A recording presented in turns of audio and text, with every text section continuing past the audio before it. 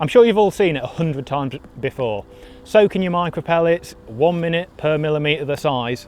And it's great if you want a nice sticky pellet. So if you're feeding it on the method or a hybrid, anything like that, that's the ideal route to go down. But if you're looking to feed it on the pole, you're probably best off doing it a little bit differently.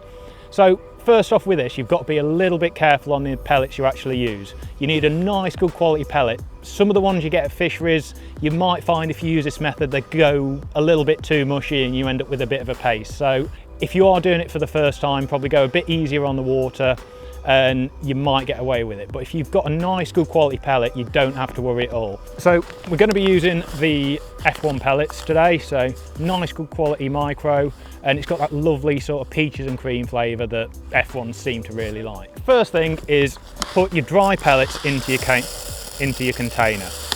And at this point, you've got to be a little bit careful depending on the quantity you want to do.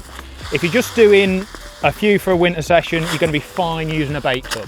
But if you're using bigger quantities in the summer, anything like that, you might want to go to like a ground bait bowl or something like that.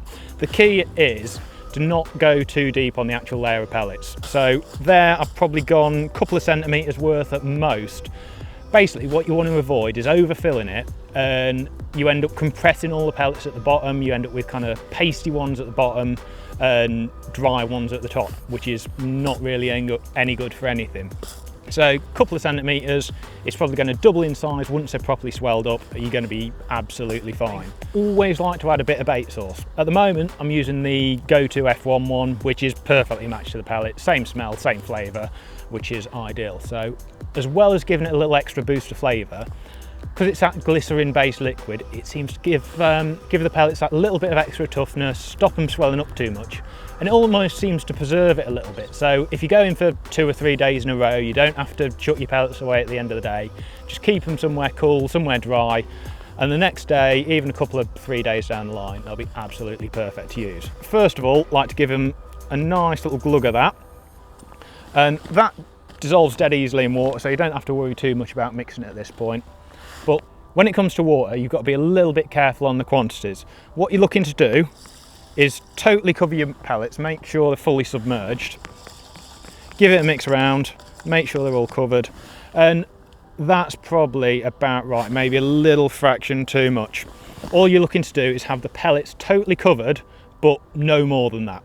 And once you're at that stage, it's just a case of leaving them. Once they've been soaking for about 30 minutes, this is what you end up with. They'll be a bit kind of gelled together in the tub, but if you break them apart, you can see that there's next to no water left at the bottom. You've got kind of a nice soft outer on the pellet, but the middle is still a little bit firm. But no need to add any more water, just give them a bit of a mix around, make sure there's no wet patches, no dry patches, anything like that. And generally, I do them in the evening before I go fishing, so give them a mix, leave them another half hour, give them another mix, so you can just check on them ever so often and you'll be absolutely fine. What you're left with after a couple of hours is a pellet that's expanded to its absolute maximum. As you can see, they've almost dried off. There's not really a lot of stickiness. You can squeeze them, they break down dead easily, and on a method feeder they're going to be absolutely useless, so you've got to use the other method if you want something like that.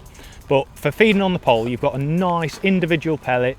You can even hook them if you wanted to, and it's a lot easier to actually control the amount you're feeding. So rather than feeding a clump that might be 20, 30, 40 pellets, you can literally count them into the pot if you wanted to be that precise. The other thing you've really got to look at is if you compare the size of a pellet initially when it's out the bag to what it is there, you're 3, maybe 4 times the size on there. So you've got to think, if you feed them and they're not swelled up totally, they're going to be swelling up once the fish has eaten them, so they're going to fill them up a lot quicker. With these, if they've eaten that amount of bait, that's what the amount of bait that's going to be inside them effectively. So they're not going to fill themselves up as quickly. You can control how much you're feeding a lot easier. So for winter fishing, especially when you don't really want to be overfeeding them when it comes to F1s, definitely worth a go. So give it a go, dead easy, soak them overnight, couple of mixes in between, and you end up with a lovely swelled up pellet like that.